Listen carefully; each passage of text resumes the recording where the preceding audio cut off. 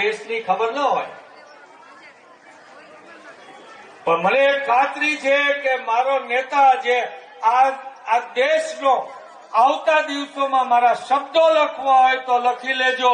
આ દેશમાં બીજો ગાંધી પાકશે તો એ રાહુલ ગાંધી હશે,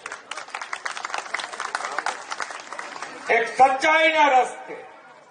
ગાંધીજીમાં તો ક્યાંક ઊંચાઈ હતી, આ તો માણસ સંપૂર્ણપણે નિખાલસ માણસ અને એકદમ અણીસીક સાચો માણસ, જેને પપ્પુ ઠેરવવાનો પ્રયત્ન કર્યો ને એના માટે અબજો કરોડો રૂપિયા વાપર્યા અને એ અડાગ લઈને લડ્યા અને આજે દેશ એને સ્વીકારે છે કે નહીં, માણસ બરાબર છે. અને એ રાહુલ ગાંધી જયારે નરેન્દ્ર મોદી બફાટ કરે કે મારી 542 સીટ આવે છે તો આ દેશને એમાં કઈ નવાઈ ન લાગે, પણ રાહુલ ગાંધી એમ કે